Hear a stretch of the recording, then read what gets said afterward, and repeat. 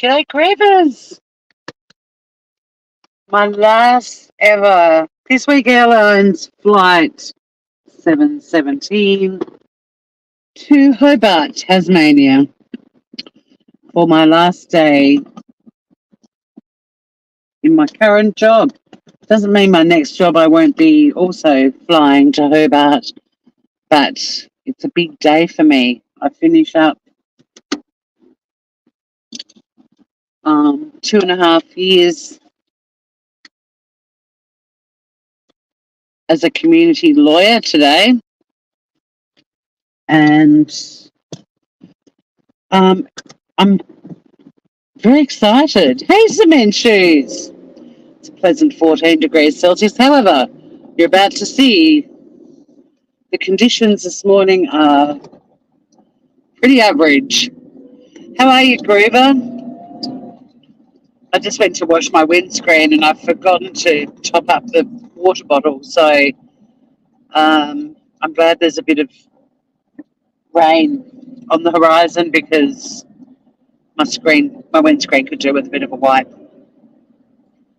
It's my last day as a community lawyer, at least in my current role.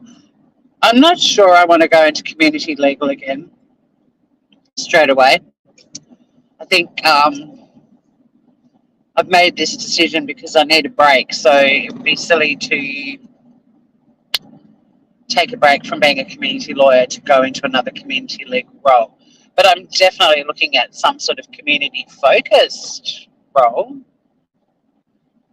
and I've got no idea yet what that's going to be.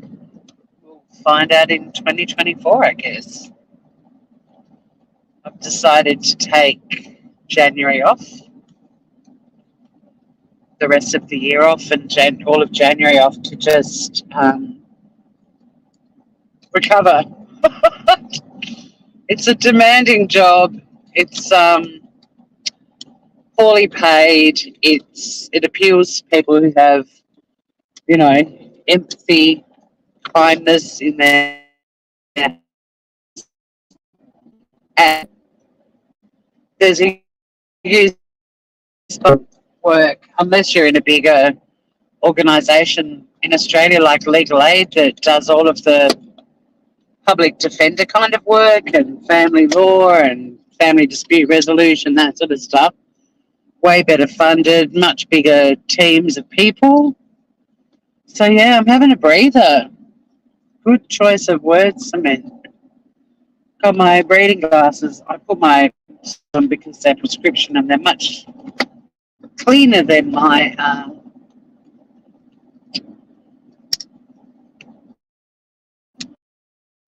reading glasses. I read in bed at night, and then I put my glasses on the bedside table, and then the first thing I do when I wake up is put my glasses on and then on them. So then I wander around all morning getting shit done with fingerprint glasses. God, what trivial, boring shit I'm crapping on about. What's the news with you, Cement? The bracket looks like it might be a bit bouncy. Sorry about that. I hope it doesn't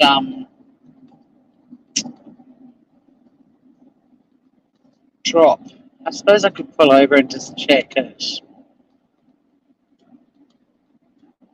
So yeah, I'm not sure what I'll be doing when I grow up. I'm taking the next 6 weeks off to work that out.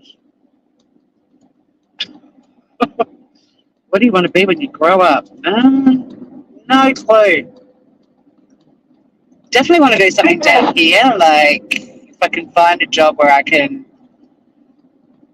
actively participate and give back to this amazing little community where I live. That's one job I'm hoping to find. I think I'm going to go for 2 part-time jobs rather than a full-time or, just one job doing 4 days a week, because I get complacent with familiarity and routine. That's just how I'm wired, which is why I've bounced from so many different jobs, partners, places of where I live. Complacency is the most likely outcome for me when everything is familiar and routine. I'm one of those weirdos who loves change. You have nothing to report. Well, report something boring. Come on. I have in my ridiculously monotone voice. Tell me something boring, cement shoes. I'll make it sound interesting. Or I'll just say, actually, you're right, that's fucking boring. But, it's still something.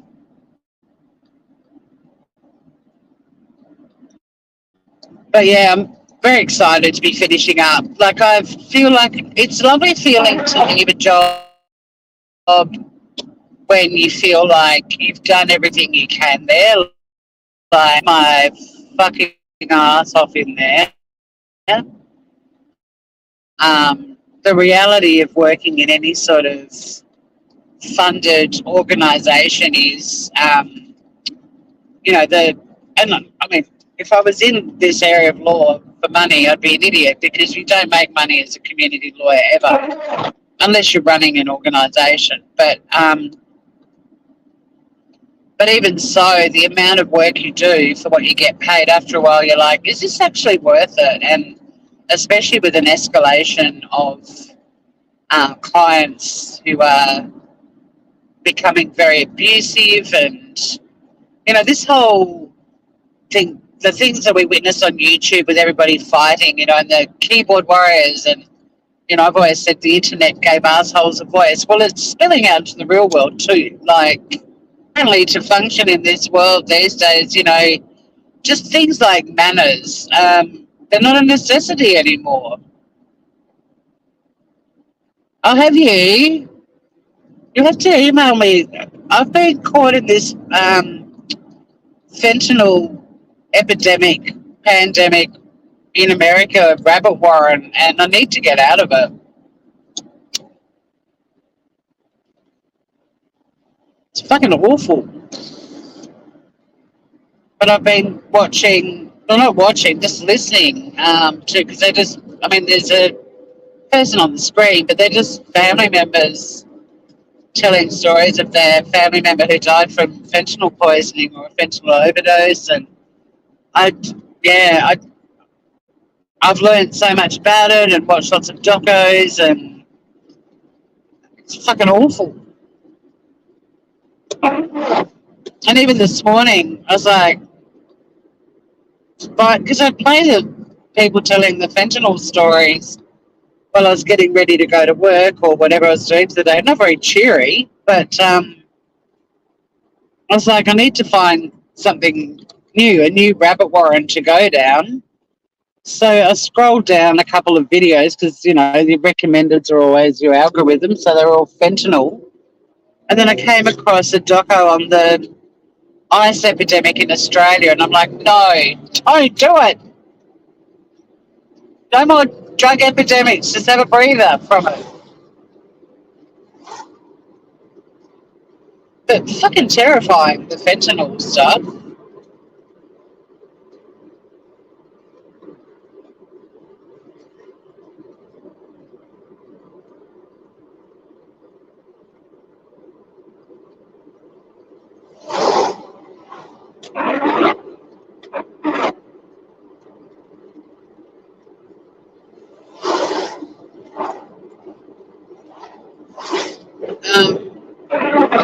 I was live on my other channel yesterday morning because it was the anniversary of being there. Some of you guys remember from, back in the good old days on YouTube. It was the anniversary of her death yesterday, so I was chatting about Mem, um, and how much we miss her, and how much we just miss having fun on YouTube, like when we all first came to YouTube. Well, not everyone, but a lot of us. just how much has changed. And part of the not having a job yet in the new year, I'll be doing a lot of YouTubing when I'm not on the beach. But the focus will be on this channel and touring the laws of crime and cooking. I'll have an occasional live on the Australian Controversial Drama channel.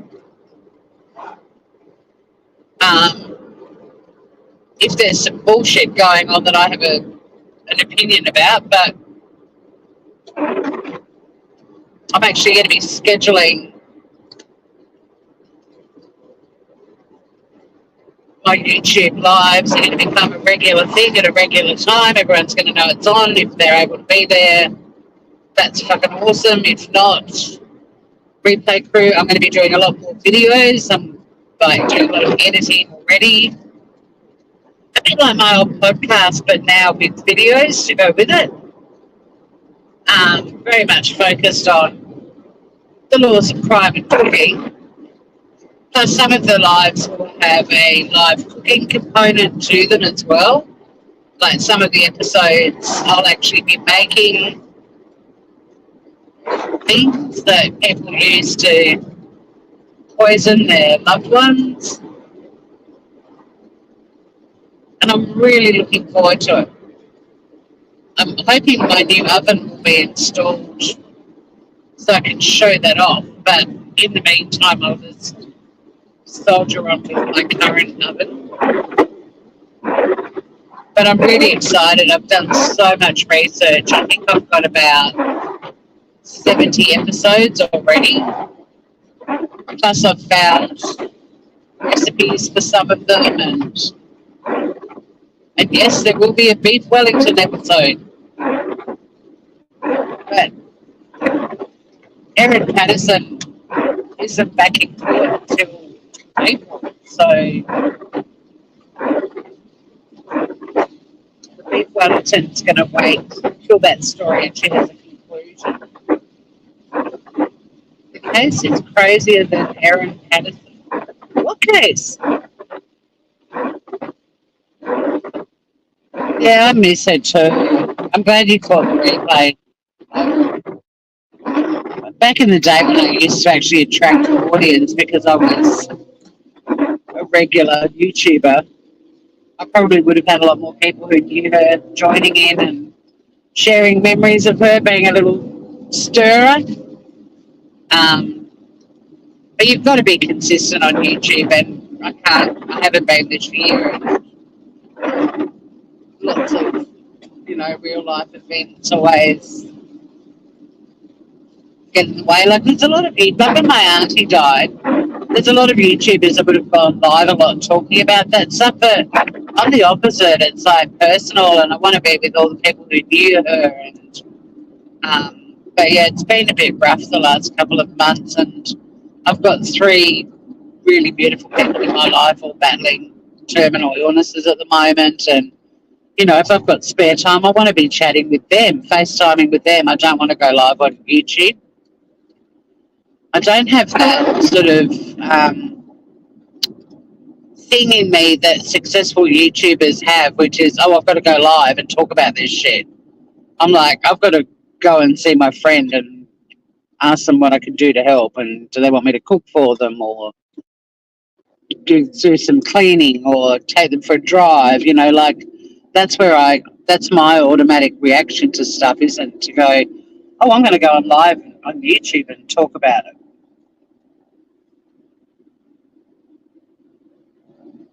I quickly glanced your summary. Who is this person? I mean, how was the poison administered? Did it happen to be in a food? Because if so, I'll add it to my list.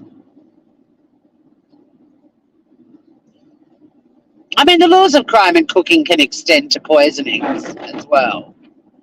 But poison is often hidden in foods or beverages.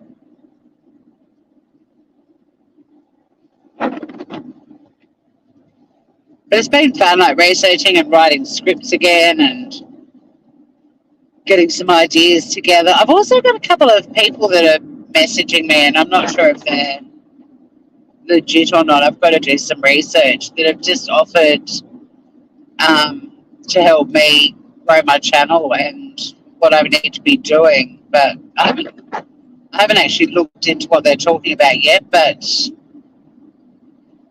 one of them has already pointed out a heap of things that I'm not doing.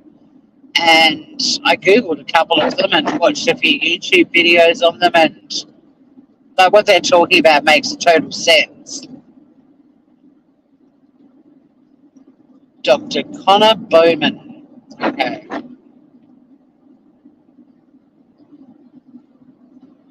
Was there food in the mix, Cement? Was he poisoning her evening cup of tea, or? You'd be amazed at how many crimes there are involving food. I mean, I cover a lot in my podcast already, so I've got a huge library. When my computer blew up, I lost, I don't know how much research, like hours and hours and hours. And there were lots and lots of cases. So I've sort of started from scratch again. But I think already I've probably got, like I've researched about 70 episodes, but I've probably got about about 200 cases so far on my list. And some of them are short and sharp, so I'll probably bundle, similar cases.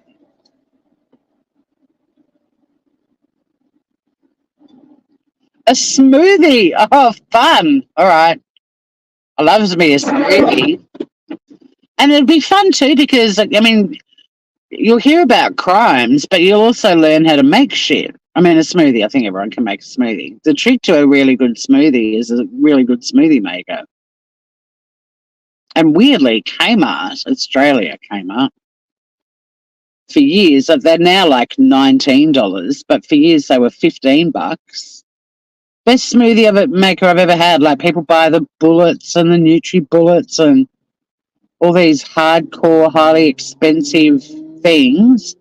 And my little $15 Kmart smoothie maker,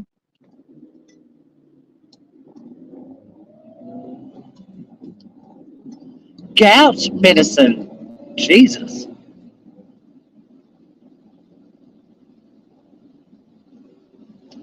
Dr. Bowman, what were you thinking? The weirdest thing, isn't it, being into true crime, because all of these cases that we listen to and learn about, like, that people are wired in such a way that, rather than, look at Chris Watts, rather than just going, fuck this shit, my marriage is shit, I don't want to be with her anymore, I want to be with Nicole, I'm just going to get a divorce. But what makes them go, I'll just completely erase my family and start afresh? Like, what's going on in someone's brain that the obvious solution to them is murder? Like with Dr. Bowman, like, why? I mean, I get it, there are people like Ted Bundy and Jeffrey Dahmer that are just wired to kill. But what's with these people that just are like, can't stand my spouse anymore, guess I better kill them? Fucking ridiculous. I'll flick any my way, Cement, and you'll be credited as the co-producer.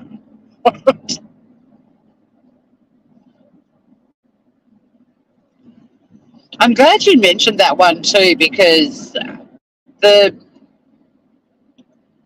lot of true crime creators incorrectly state that poisoning is women's most preferred choice of murder. But when you actually look at the statistics, it's not actually the case. And there's statistics too, like fewer women kill, but I mean, there's plenty of female murderers out there as well.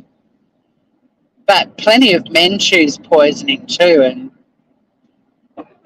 if I cover that case, I might do a bit of the stats about poisoning. But yeah, it's a bit of a myth.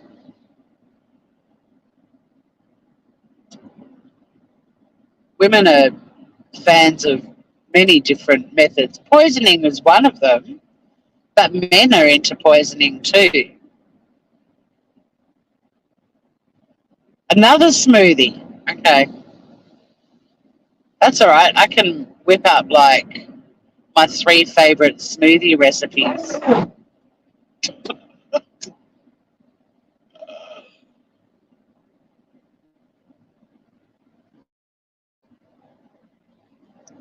It was the smoothie. It was the salmon mousse. I didn't eat the salmon mousse. Shut up, you're already dead. Monty Python. Classic scene with the Grim Reaper. It's my last day of work and I couldn't be more fucking delighted. At 5:01 I'll be doing the dance.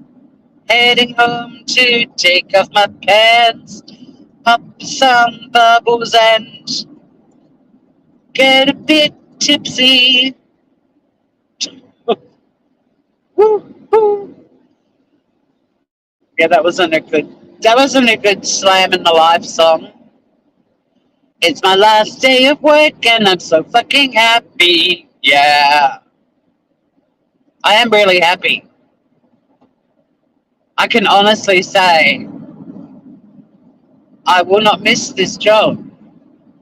I will miss the building and the people contained therein, but I'm not going to miss the clients. I really feel like I've done everything I could do in that job. I've helped as many people as I can, and I have nothing left. The tank is empty. It's time for fresh, new, enthusiastic people to help out our clients, because you do reach a point where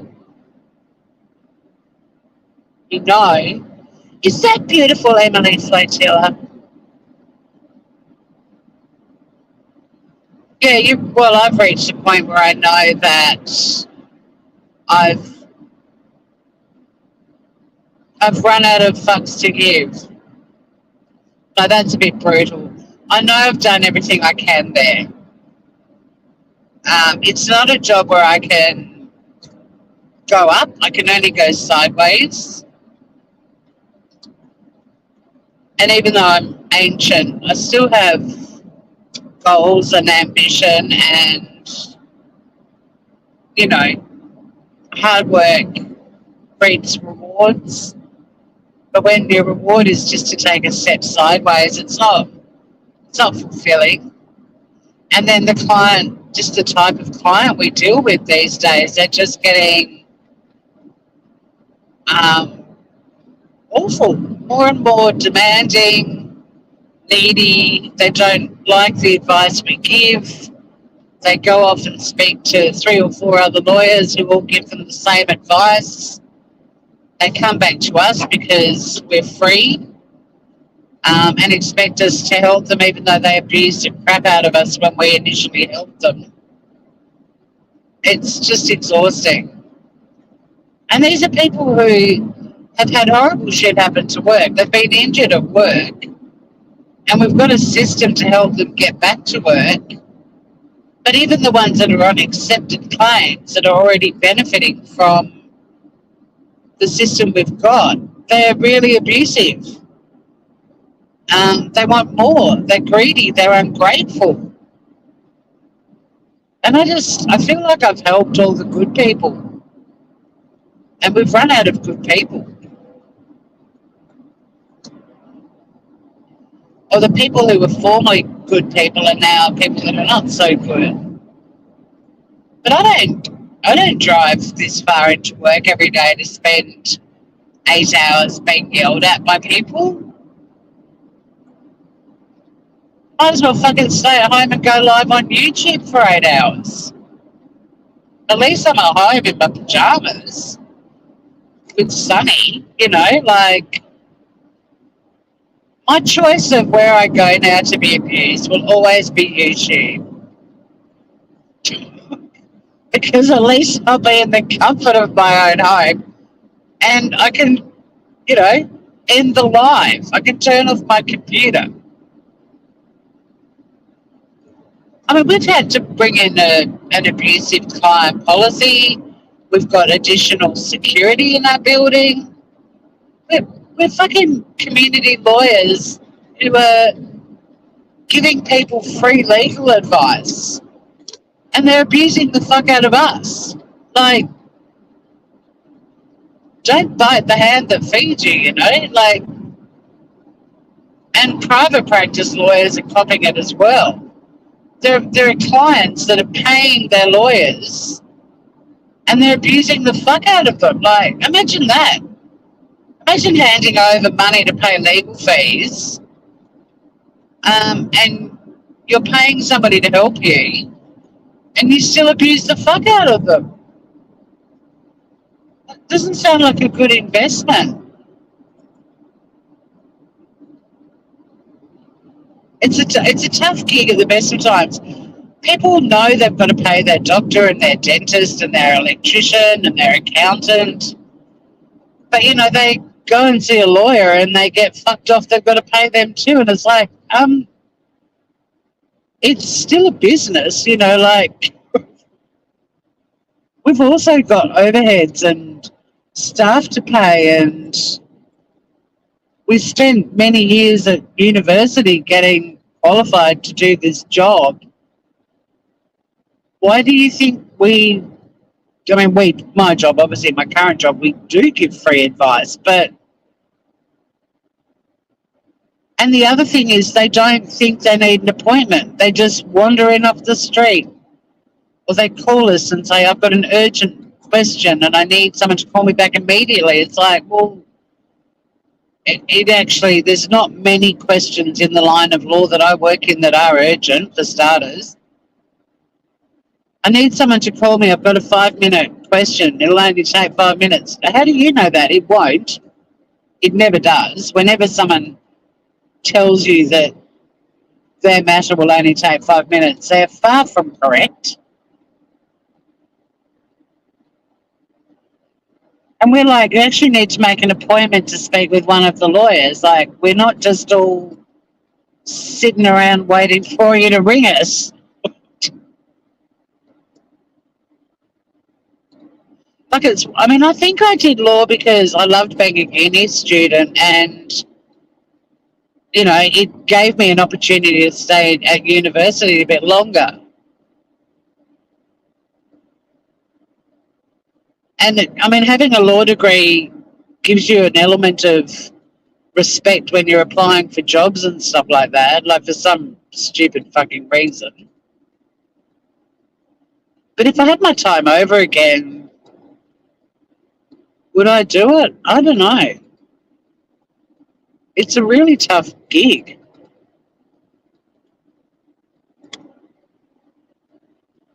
And the only lawyers I've ever really encountered in my time as a lawyer that love it are the barristers who charge the earth and live in, gigantic houses and go on amazing holidays every year and drive around in posh cars. But no, I'm not motivated by material shit. I'm driving to work in a 2008 Suzuki Swift. Like, I've had every expensive fucking car you can imagine. Well, not everyone, but I've had a lot. I've had jobs that have provided great work cars. In the past, I've had really good cars that I've owned because I love a good, reliable car, and this one is.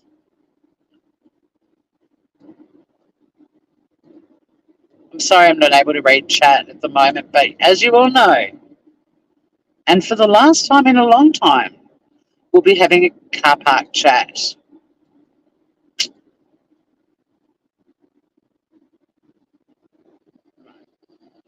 I don't know where I'm going to be working next year, but I doubt that I'm going to be doing this morning commute and parking the same car park. I'm doing study too. I'm doing a dementia patient carers course to look after people at home with dementia, which I'm really excited about. I want families to get to spend time with their family members as family members, not as carers. So even if I free up half a day for a family so they can just be family, it's it's something that I don't regret caring for my mum, but I regret my dad asking my sister and I to do that, or telling us to, and not letting us be mother daughter. You know, like I still resent that, and again, I don't regret caring for mum. I mean, it was a privilege to be able to do that, but we didn't end up having a lot of mother daughter time, and neither myself or my sister. So I sort of feel like if I can get into dementia care and help because I mean, in a lot of parts of the world, you know, it's all about the focus is about letting people stay at home as long as possible. But a lot of dementia, like early dementia, they're still going to work and functioning, but a lot of friends and family sort of fall by the wayside a bit too because they don't know how to handle the diagnosis. And the person's still functioning, but they're a little bit like ignored for a while. Or you've got families that just are constantly caring and doing all the housework and driving them to appointments. And I'm like, I'll do all the housework and drive them to appointments. And when they're able to have a yummy lunch with you or a dinner with you or afternoon tea with you, you guys can all just hang out as family. So that's my plan,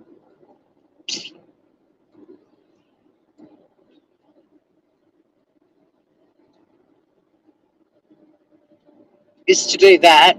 And then the other job, which I'm sort of referring to as my bill paying job, I'd be quite happy doing like 2.5, 3 days a week at home, doing some sort of remote work from home thing, um, some sort of research role, or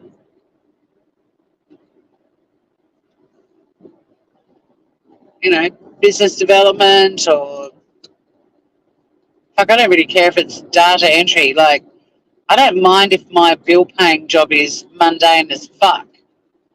If I've also got a giving back to my beautiful community job and helping people with dementia job, I'll tolerate 2.5 days of shit, mundane but home based work. Bring it on.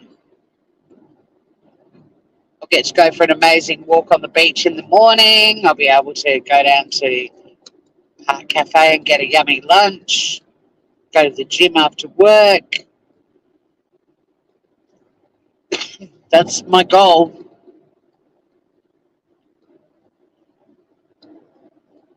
You've got a 2008 car too. Nice.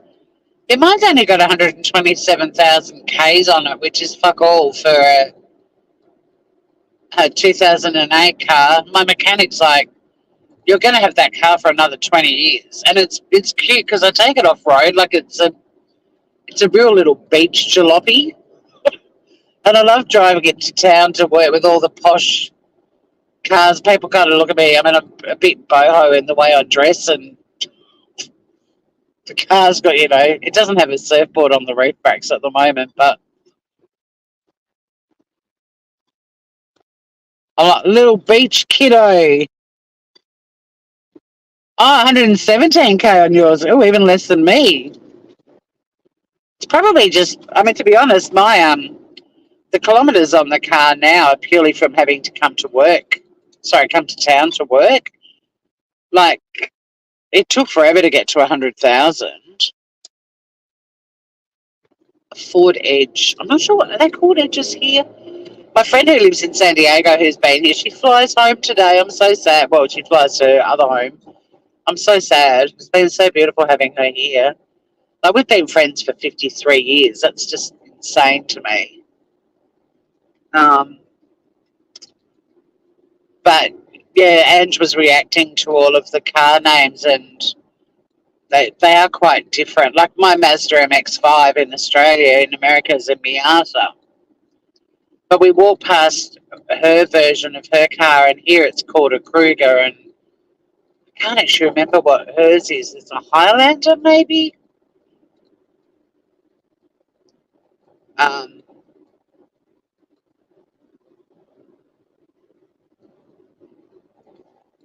there's a car with reindeer horns because nothing like humiliating your car by trying to make people believe it's a little reindeer when it's a car.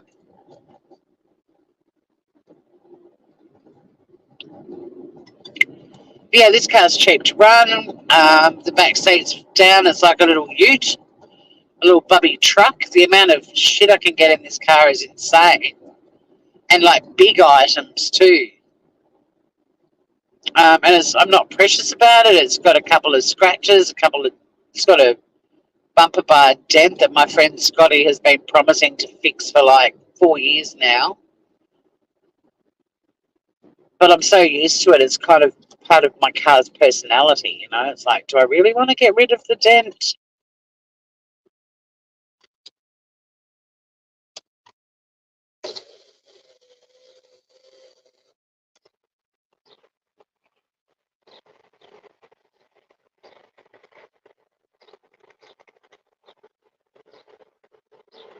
It's amazing, isn't it, Emily? Like, yeah, Ange and I met when we were so little, and we've just been. And Ange was a year below me at school, but our friendship was just rock solid.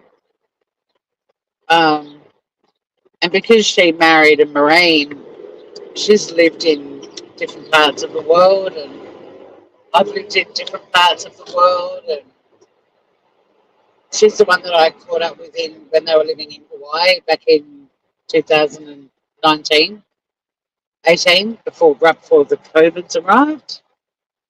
No, it was 2018.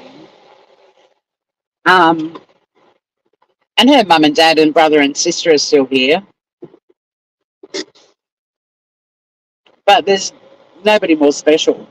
And yeah, she's been here for 3 weeks, and we've had so many great times together, like breakfast, lunches, dinners.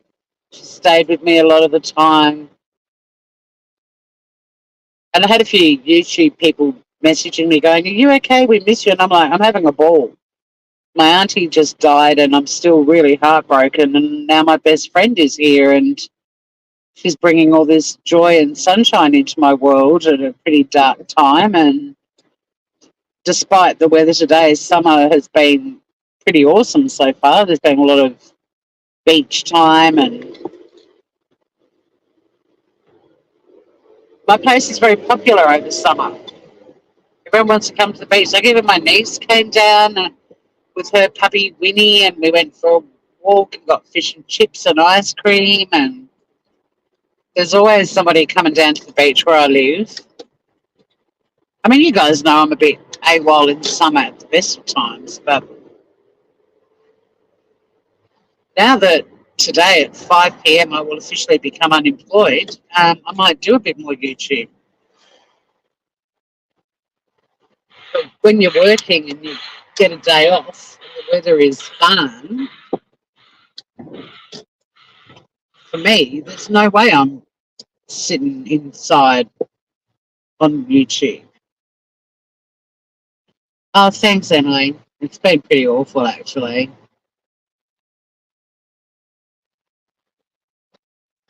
So it was my auntie Ange, who my sister Ange is named after. Auntie Ange was also my sister's godmother. Yes, my best friend is Ange. Yes, I have another Auntie Ange. And I also have a cousin married an Ange. There's a lot of Anges. But Auntie Ange got one of those awful diagnoses where initially they sort of said, oh, you know, it's looking like you've got a few months, like you should make it to Christmas. But then she went downhill very suddenly and all the tests came back and they're like, yeah, you're not actually going to be here at Christmas. Oh, for the last time ever, I'm going to park in the corner that is so hard to get out of at the end of the day. But, you know, for old time's sake.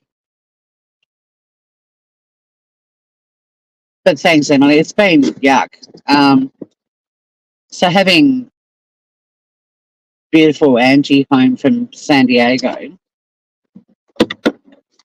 And then my sister wanted to, well, she was asked to do a eulogy, being being Auntie Angie's goddaughter. And then my sister got COVID for the first time. And hey, Casper, Merry Christmas to you too, mate. So my poor sissy wasn't able to attend Auntie Angie's funeral. And that put her in a bit of a slump. And I mean, she had it weeks ago and she's still not great.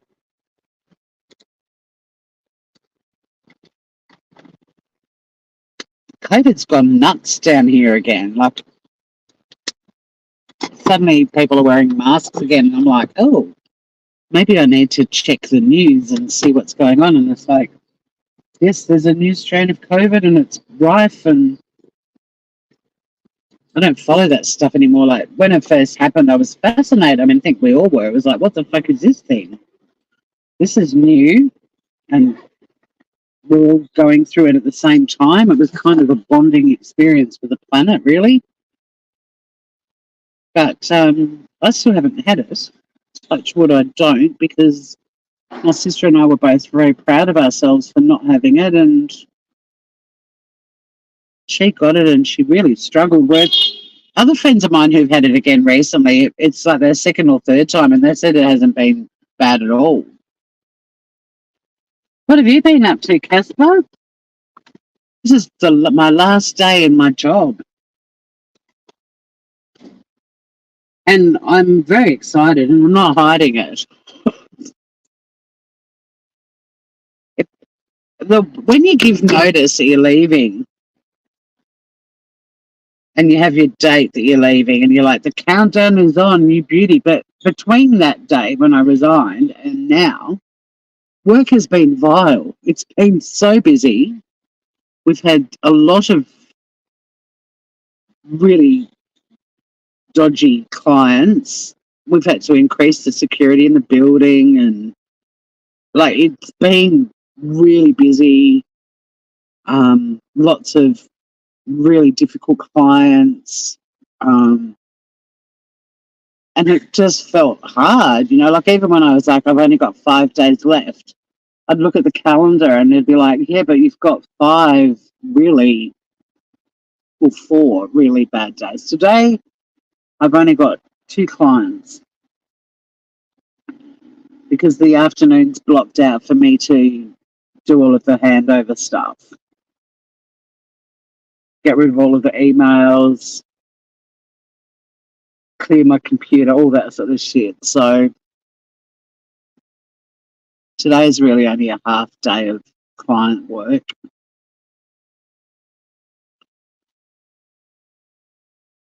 And yeah, we've got a farewell morning tea for me. I've requested savouries, so I know the bakery where all the savouries are coming from, and it's my favourite. So I'm pretty excited about that.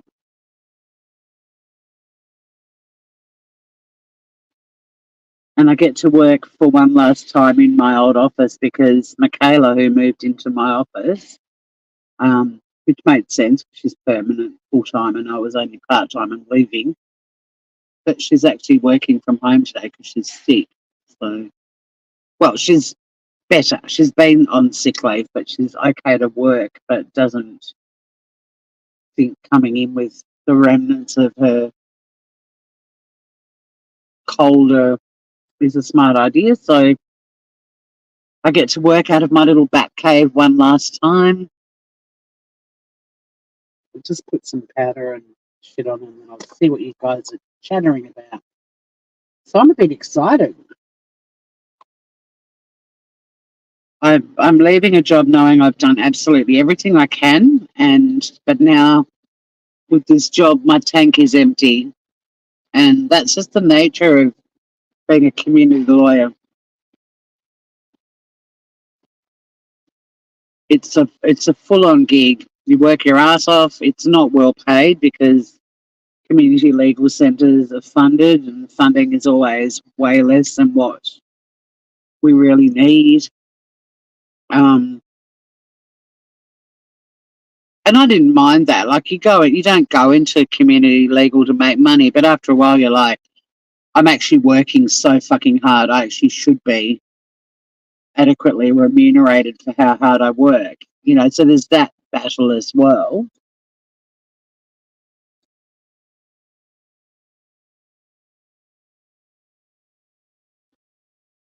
But also people have just changed. There's, a lot of people just don't say please and thank you anymore. And a lot of clients at the moment are not getting the advice they want to hear and they end up abusing it. And it's like, well, I'm fully qualified and I'm an expert in this area of law and I've been practicing law on and off for over 20 years now. I know what I'm talking about, and they don't like the advice, so they abuse us. And then they go off and get advice from another lawyer, and it's the same advice. But because we're free, they come back to us, and they're like, expect us to drop everything and help them, even though they've abused the fuck out of us. And I don't get that. It's like, you've kind of burnt your bridge with us, and we're not providing you with free legal advice anymore. You're going to have to pay someone. Sorry, but your actions have consequences.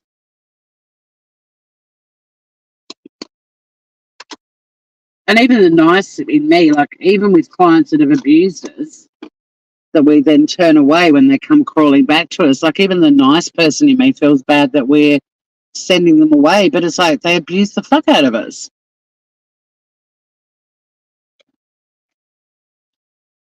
I've had days where I've had like 8 clients that have all been pretty nasty people. And I don't want that anymore. I want to help people and make a difference. But I'm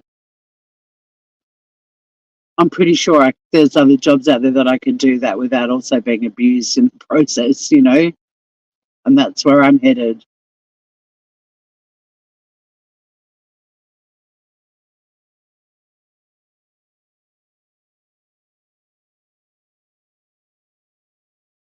One of my friends whose husband has dementia, she's like, well, if you help us out, he's going to abuse you. And I'm like, yeah, but that's different. Like, I can handle a dementia patient abusing me because it's not intentional. Intent makes a big difference, right? All right, eyeshadow's done. Let me see what you monkeys are up to.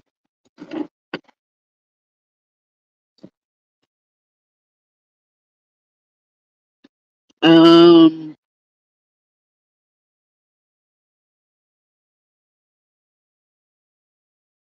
okay, so we've got another poisoner. Oh no, Emily, it's been a great fit. It's just I have nothing left to give. It's been an amazing fit. But ask any community lawyer what the realistic time frame is that you can stay at one place. It's 3 years.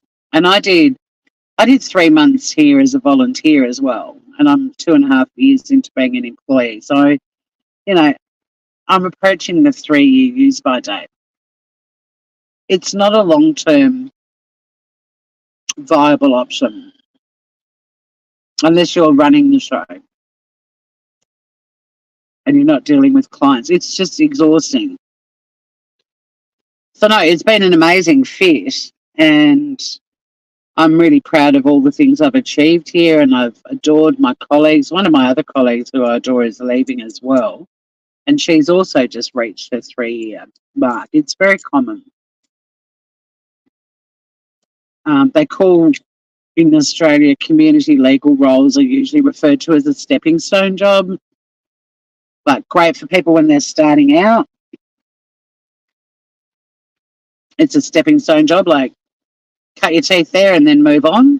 And for someone like me with a lot of experience, I've stepped out of a really intense corporate job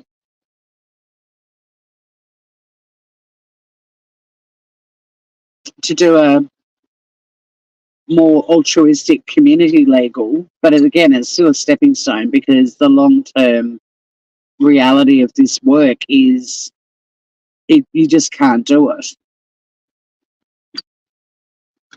I mean, I could easily go to another community legal centre in another area of law, like the Aboriginal Legal Rights Centre, for example. But again, that will have a 3-year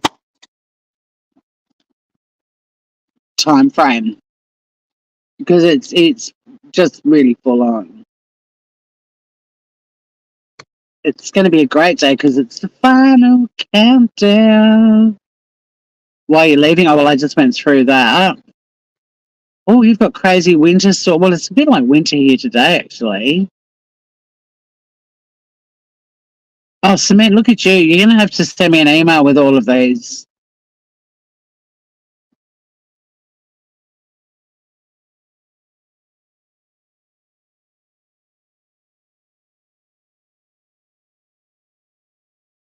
Yeah, the crazy writer lady did make an episode of Batshit. Yes, she did.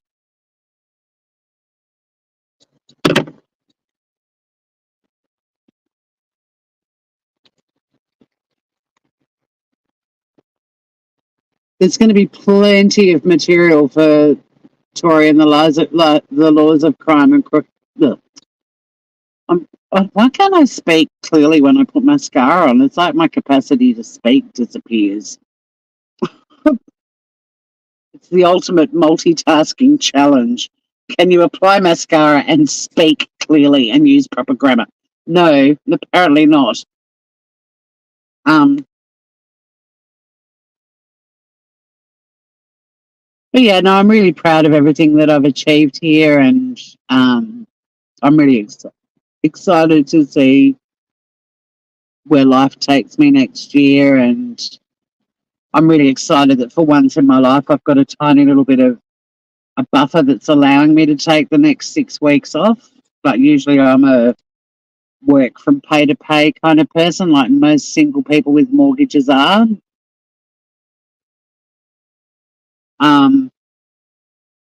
So I'm grateful that I've managed to have a little bit of a buffer while I have a bit of a break because it's exhausting. Like this job is very rewarding, but it's also draining. Like most days after I finish work, I drive home. If I haven't done any meal prep on the weekend, I'm screwed in terms of dinner. I'll just do something light, like a light supper, or I'll pick up some pasta or something or Japanese on the way home. And you pretty much eat dinner and go to bed and get up and do it all over again. Like it erases you and depletes you of any energy to do much when you get home at night. And where it doesn't get dark here in summer until 10 o'clock at night. Like you get home normally and you've got half a day to do shit. But this job just makes you want to go home and get in the fetal position and cry.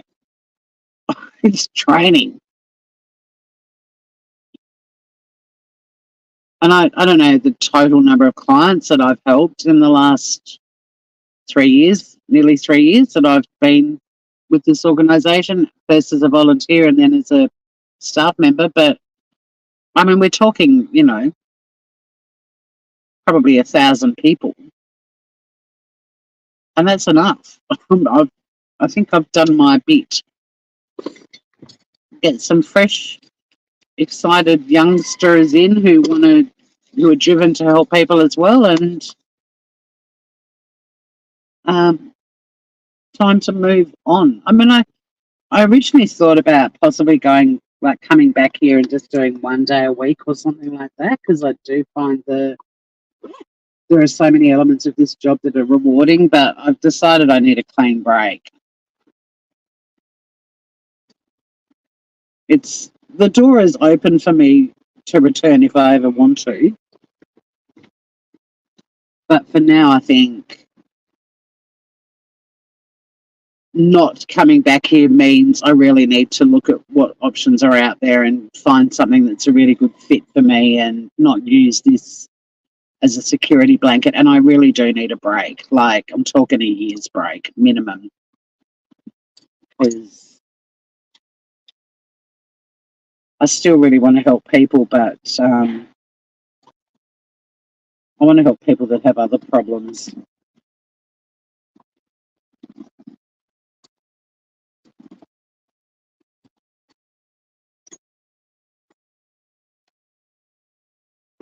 Or floofs, you know. I might go into some sort of animal rescue kind of role. I don't know. I don't know what I'm going to do. I know that I want to do about 80 million things before I die, and I know I don't have enough time to do all of them. But I don't want a job that takes the best of me and then, you know, I'm left with the dregs and my friends and family are left with the dregs. I actually want a really healthy work-life balance again.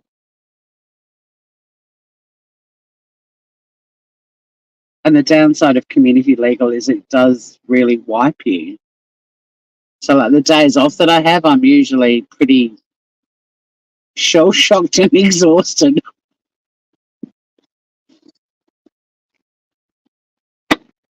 I've never thought about this job making me feel shell-shocked, but that sums it up perfectly.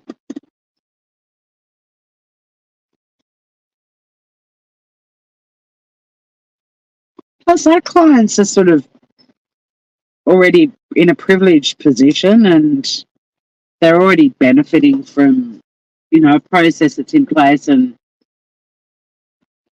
you know, even financially, like, I mean, everyone's struggling a bit at the moment, but they've got money coming in but they're in a good position compared to a lot of other people.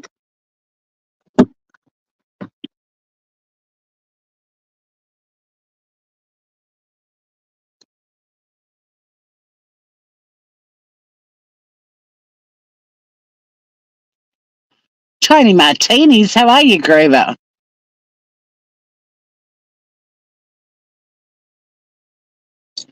Look, they were happy, but I'm not. I mean, I am because I'm finishing up, but I have had months of being pretty confused about how people that you actually help feel that yelling at you is an okay thing to do, or, you know, coming in and making threats in the building when you're just giving people free legal advice.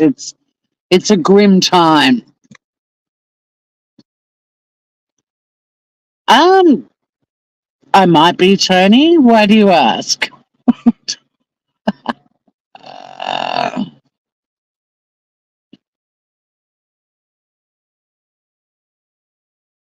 there's a lot of cases for Samantha's on a roll. All these cases. Can you send me an email with a list? I mean, I know I could go back and read chat, but it would be so much easier if you flick me an email, Samantha, that would be awesome. So yeah, in 8 hours' time, I'm going to be jumping in my car and putting this chapter of my life in the rearview mirror. It's been a very rewarding role, and it's been a pleasure to be part of an organisation that does so much great work. But I'm not going to miss it.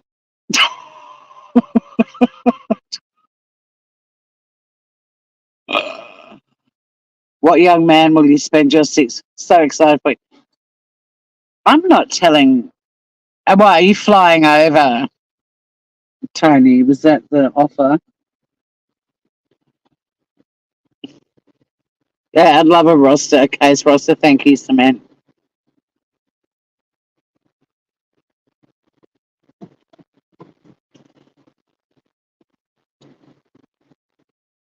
So yeah, in the new year, I'll be doing videos on the laws of crime and cooking. I'll also be doing live cooking. So I'll be making, the food vessel or beverage vessel that poison was administered to eradicate human beings. So there'll be a bit of a live cooking going on, and you'll learn how to make cool shit while we talk about murders. Um, I'm really looking forward to it. And then this channel, I'm hoping because I'm freed up a bit more time wise, I'll be able to go on little road trips, like drive down to one of the local oyster farms and buy a dozen oysters and sit on a beach and eat them while we chat and just show off Tassie a bit more. And then I'll keep my little Kramer channel in case we all just need to go live and vent about some Fruit Loop on YouTube, because I think, that's important. But I really want to show off Tasmanian produce and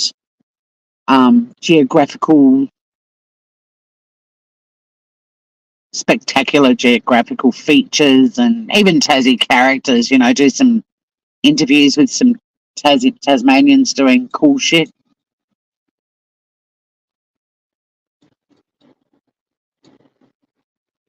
And then hopefully I'll find a couple of jobs that one is fulfilling and helpful and giving back to the community, and the other is one that's home based and pays all the bills. I don't get all these criminals that they don't think things through very well, do they?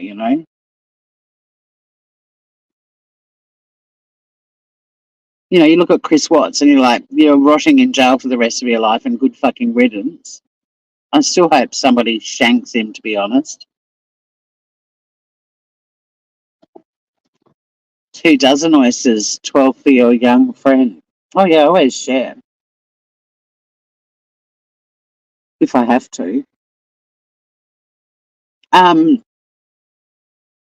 Yeah, and if I can find some fabulous kind of work from home thing, that will make me happy as well.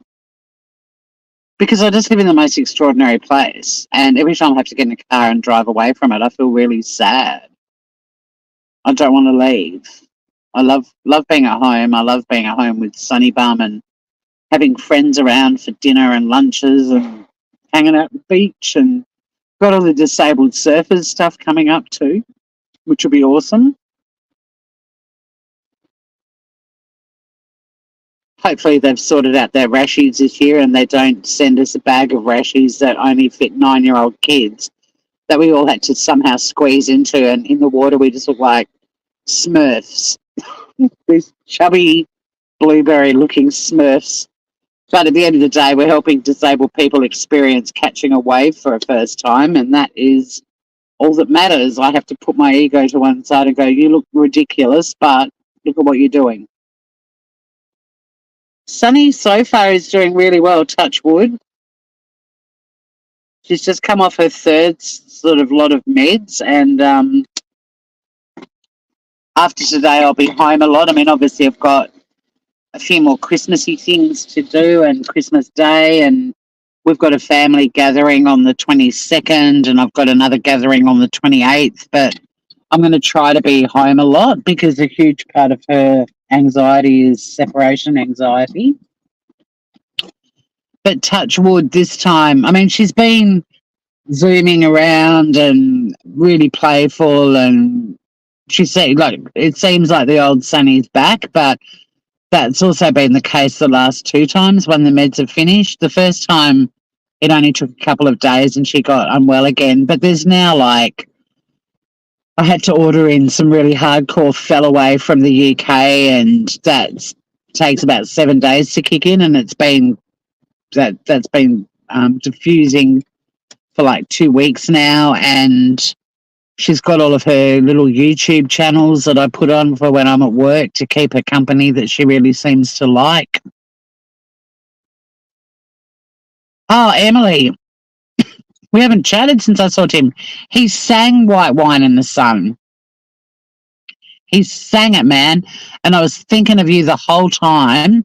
And it was especially poignant because he wrote that for his daughter. And, you know, it's essentially about how he goes home. He'd go home to Western Australia and see his mum and dad, and they'd be drinking white wine in the sun. And because his mum had only just died like a week before the show, it was especially poignant.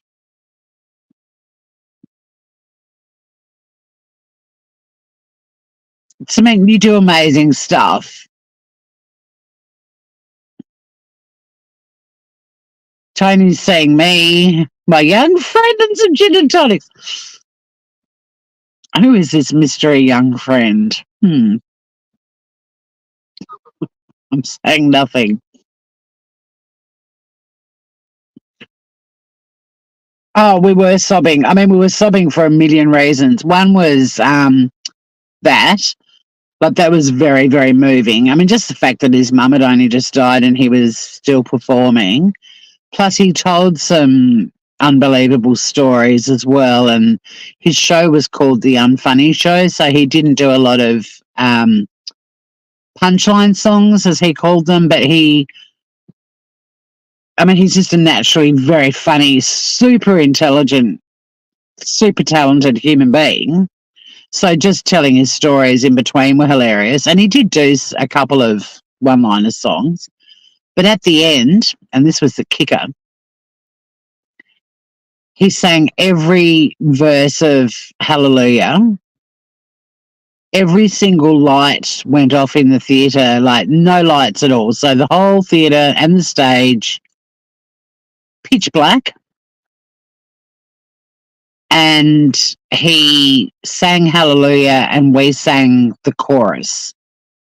So he sang the verses and we sang the chorus with him. And it was unfucking believable.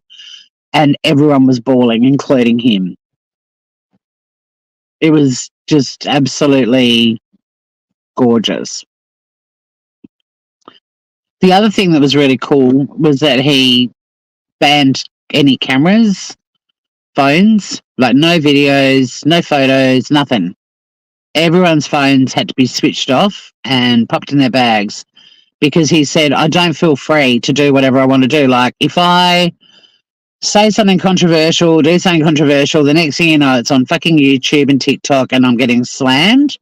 And he said it. So let's all just hang out, switch off your phones. And it was so refreshing to be at a concert where you weren't looking at half of the audience watching the concert through a fucking phone. But because of him doing that, he was able to be insanely naughty and controversial and funny. It was really, really beautiful. The sad thing was, it was when my sister had, so I went to my Auntie Angie's funeral on the Thursday and Tim was on the Friday. But my sister got COVID and last minute trying to find someone to come. And the first three people I called all had COVID as well. And then the others had work. So I had an empty seat next to me, but oh my God, it was amazing. Hallelujah. You know, it's a sex. Oh, I know what Hallelujah is about. But fuck, it was gorgeous. And we actually, as a crowd singing along, we were all doing pretty well too. It was beautiful.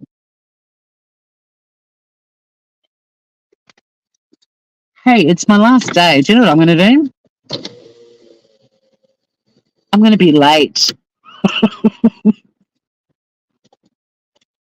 I'm going to have one cigarillo and hang out with you guys and be a couple of minutes late because do you know another thing about this joint that I'm not going to miss? I am always on time. Always. But my colleagues in the last few weeks, months, not weeks, have been late every single day. So I've gone into my office and started working at 8:30, and it's got to like 10 to 9, 5 to 9, 9 o'clock.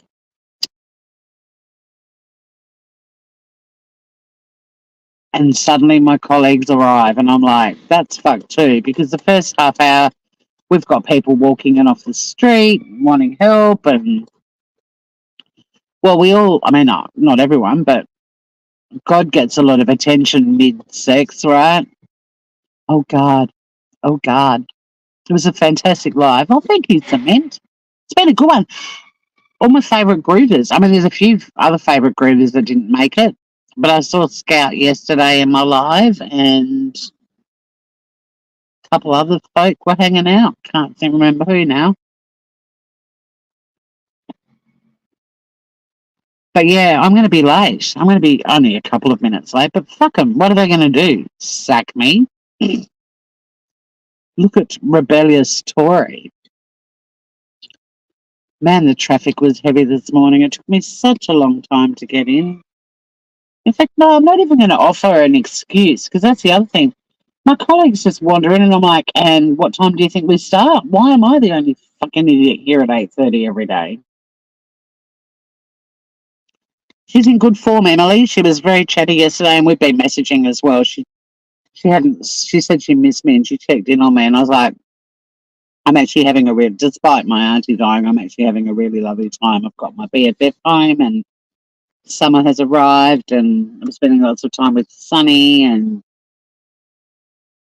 I'm sure she misses you too. But you two are now messenger connected anyway. You could flick her a little, how the fuck are you, Scout? Message. I'm a rebel. And you know what else I'm excited about? It's the little things. I have like a little suitcase that when I work from home, I take my laptop and headset and legislation. And oh, you're not? I thought you guys were.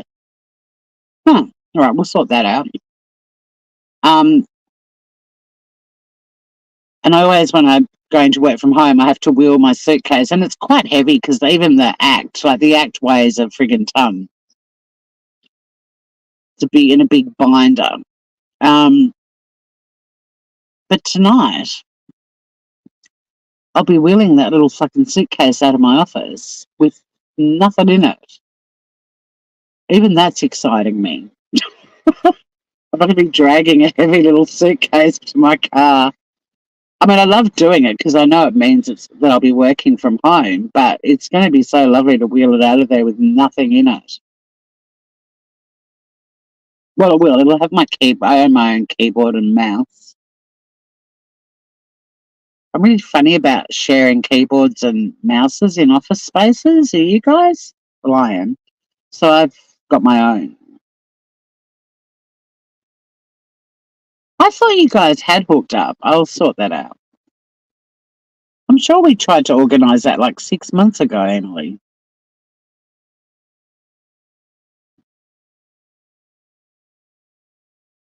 I'll connect you. I'll create a little chat bubble with the three of us, and then you two can create a little chat bubble between the two of you.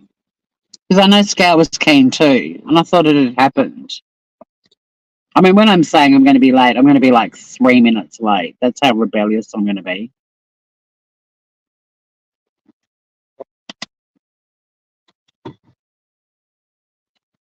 I wonder if I get a farewell present. I think I should. Yeah, let me create a little chat bubble with the three of us, because it'd be nice for the three of us to have one anyway. And then you guys will have each other's dates, and you can have your own little chitty chat bubble too. Not a fan of Facebook, but fuck, I love Messenger. I love that I can call people around the world for free. Remember back in the day when you had a friend or family member overseas and you'd call them and then you'd get your phone bill, and your one phone call to them for 30 minutes or 20 minutes was like $300? Jesus. Those bills used to hurt, but now with Messenger and other apps, you don't need to do that. In fact, quite a few of us YouTubers actually just do a private live on StreamYard and chat in StreamYard too. I won't be getting a gold watch. I don't wear a watch anyway, but I think those days of gold watches are long gone. I think you had to work for someone for like 50 years to get a gold watch. But I like variety too much, so, you know, I'll never have a job where I qualify for a gold watch, especially now that I'm 98. All right, I am out of here. Thank you for hanging out with me. This was fun. And I do love you guys, and I think about you a lot. And I do, when I go live again, I'm like, this is why I love going live. And I'll be doing it more often. But the countdown's on. I'm walking into the building for the last time as an employee, and at 5:01, I'll be, at 4:58, probably I'll be walking out. And there will be much rejoicing. I'm leaving a job knowing I've done absolutely everything I could do. I know that I've worked my fucking ass off, and I know that for the next 6 weeks, while I find something to do when I grow up, I'm also going to enjoy sleeping in, which to me is getting out of bed at like 5:30 instead of 5, and just letting my body heal a little bit because it has been a very, very demanding job. But I also leave it feeling proud of what I've achieved and all the people that I've helped, but it's time for me to go and help some other people. But until next time, stay groovy, beautiful people, and spread some love out on the YouTube because we know there are good people out there. They might be hard to find, but when you find them, hang out with them. And until next time, I've already said it, stay groovy. Love you guys. See you soon. Bye.